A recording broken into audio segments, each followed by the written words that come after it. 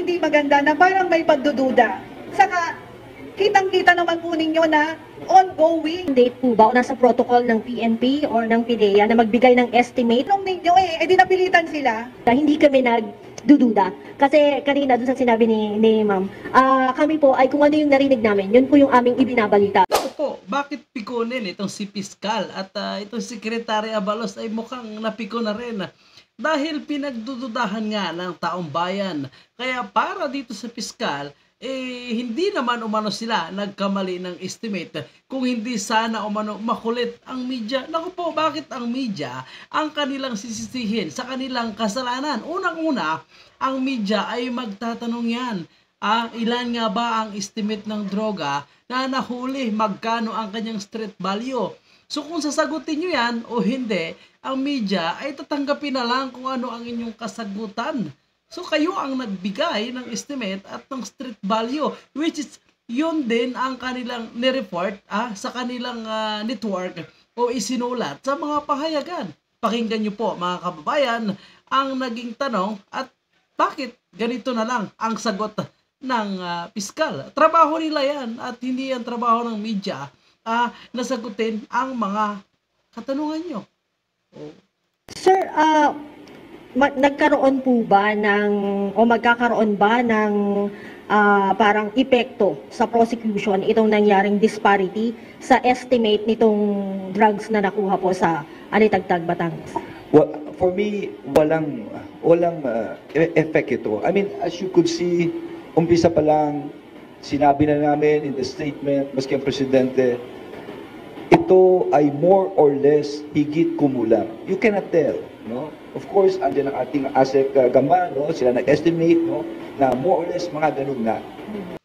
Ang problema lang kasi mga kababayan po natin, ulitin ko, masyado silang exaggerated, masyado silang excited. Napakalayo po ang kanilang estimate na ibinigay. Kaysa sinasasabihin nilang ito na ang actual ngayon na kilo na lang after namin mag-inventory. So tingnan nyo 1,800 kilograms. Ngayon is 1,400 kilograms na lang. Diba? Napakalayo ng difference. 400 kilos ang difference. Siguro, to properly answer this, andyan din ang ating fiscal. Ma'am, what can you say about this? So ito na po yung medyo may katarayan ng fiscal na ito. Mga kababayan po natin. At mukhang ayaw niya masisi ang kanyang sarili. Isisisi niya sa media kasi tanong ng tanong daw. Ako nga po pala ang provincial prosecutor ng Batangas. Sa amin, we observe the rule of law. Parang hindi maganda na parang may pagdududa. Ang sinabi naman po during the press con o sa mga pahayag ay estimate, no? At saka kitang-kita naman po ninyo na ongoing po ang inventaryo. Bakit kayo magdududa? Even if granting that we say 1.8, you should doubt it. Why? Because ongoing po ang inventory. Ang labo. Bakit hindi ba karapatan ng media o ng taong bayan magduda? Dahil kayo rin ang nagbigay ng rason kung bakit kami magdududa. Tingnan nyo, 1,800 tapos sabihin nyo 1,400. Hindi po ba? Yun lang po. Maraming salamat. Maraming salamat po, Fiscal. Sir, follow up po. Sir, nasa mandate po Mukhang iyakin ang piskal. ba o nasa protocol ng PNP or ng PIDEA na magbigay ng estimate while ongoing po yung inventory ng na kukuha ng mga illegal drugs?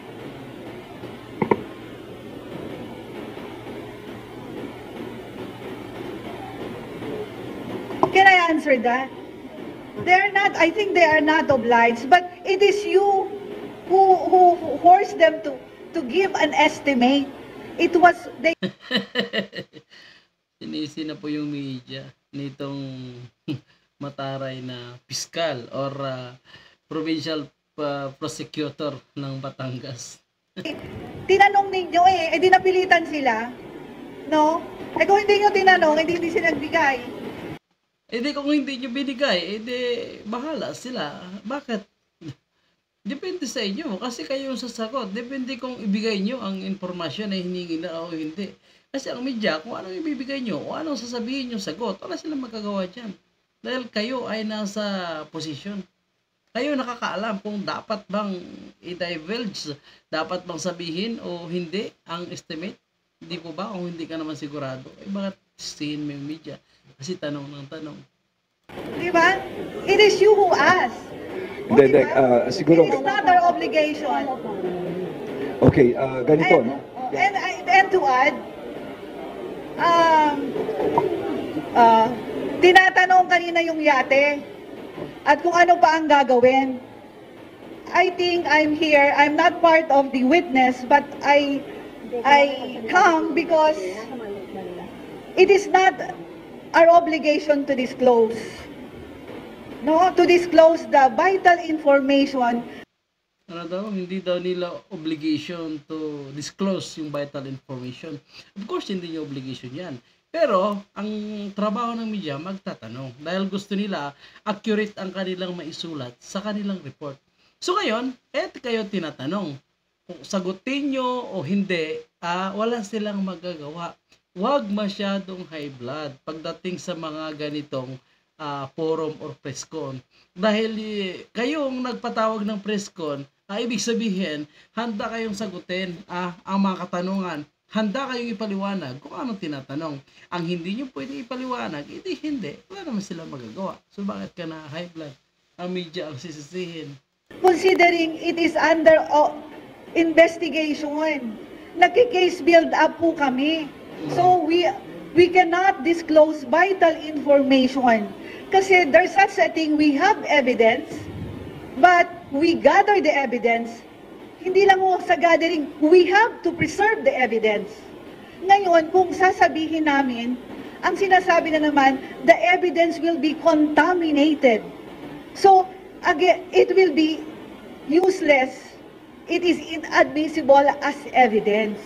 Kaya po, pagpaumanhin po kung mayroong mga tanong tungkol po sa mga gagawin at ebidensya na hindi namin maaaring sasabihin. Ang sabi ko nga po kay PD, ako po ang inyong abogado. Pagka kayo ay pipiliting tatanungin. Okay, Maraming salamat. salamat, Piskal. Mukhang pabida-bida po mga kababayan po natin, itong si Piskal, parang gusto niya siya na lang lahat ang magsasalita sa press con. Inaawat na nga ito ni Abalos dahil medyo foul na ang kanyang mga binibitawang salita sa ating mga kaibigang media chat. Okay, ang what is important here is that you could see through the clips. Can you show yung van lang. Pakita lang natin yung van. Yung punong van. Kung makikita yung van na to, yan. Ina mo lang. You see? Yan, open na. Nasa loob pa lahat yan. Nasa loob lahat ng nakita yung nailatag sa kalye. From that time on, andyan na kagad ang mga testigo natin. Yan ang sinasabi ni Piskal. No? Meron na tayong mga tape na nakapaligid. Tapos pakita mo habang binababa. From that time na binababa rin, andyan ang testigo. It's all very transparent. If I'm not mistaken, may mga media nandyan, andyan na lahat, at hindi na namin nilayo. No? Dahil ito nga yung preservation of evidence, yung chain of custody. Dito kami maingat. Dahil gusto talaga namin makulong ng gusto yung mga gumawa nito. No? So everything is transparent sa ginawa po natin ito. Ngayon yung tanong, is it protocol? Kami naman... Dami, no? Parang plastic bag lang na naka-file, pero yun pala yung laman. That's why we're trying to get the opinion. Dahil when we were asked, please, pakisagot lang ho kung yung estimate po ninyo. No? Kaya nga, we tried to ask from someone. Kasi tinatanong nila kami, so, sir? Yun nga yung nagpe-pressure na kami doon sa estimate. Hindi kami nagbibigay ng estimate unless pressed by the press. Kayo na tatanong doon, sinabi naman ni Jen sa akin, kailangan natin ng estimates doon. Simple mathematics naman yung estimate. May ba doon sa sinabi kong formula kanina? May mga algebra ba yun? Wala, simple math lang yun. Yun na mag-estimate. Okay, so, if anything, sinasabi nga So, yun nga mga kababayan po natin, mukhang pikunin itong mga kasamahan po ni Secretary Abalos. Dahil ang sabi nga ng media, kung ano lang man ang isasabihin, okay na sa kanila. Siyempre, ang mga media, mga kababayan po natin, mukhang sasagot talaga dahil hindi rin nagustuhan itong the way na sasabihin na ang media pa ang kanilang sinisisi kung bakit nakadeklara sila, naka-overdeclare sila base doon sa actual inventory. So, ulitin po natin, ang una nilang sinabi is 1,800 kilos ito. So, sa ngayon, after inventory, sabihin nila is 1,400. Kaya ang ating mga kababayan, malaki yung pagdududa. Asa na yung 400 grams na difference mula doon sa kanilang estimated na laman nitong ban kaysa actual. Alam niyo po mga kababayan po natin, talagang magdududa tayo. Kasi unang-una, nung nilabas nila itong information or estimated na nakarga or nahuli nila na 1,800 kilos na shabs or shabo, marami ang nag-react. Kasi itong photon na ban, yung photon na ban, ang capacity nito is 2,000 kilograms lang. So pag ginargahan mo ng almost ganon din, ay hindi na ito makausad. So yan po yung sinasabi ng mga expert o siguro car dealer yon o may sarili siyang van na yun lang ang dapat karga. So palagay ko, kaya siguro nila binawasan ay baka dahil palpak yung kanilang estimate base doon sa capacity ng van. So, yun po. Sir, panghabol lang po. Parang tungkol po dun sa estimate na pag large volume, sir, siguro hindi din naman nangingi ang media kung ilang kilo ito dahil mahirap nga itong kiluhin dahil sobrang dami. Okay na po sa amin kung nakasako ito 10 sacks, 20 sacks, or gano'n lang, sir. Sa estimate. Para hindi tayo masyadong specific, di ba? Para kung mabawasan or bumaba yung bilang or ano. Yun lang, sir. Okay, thank you. Thank you very much. Yes.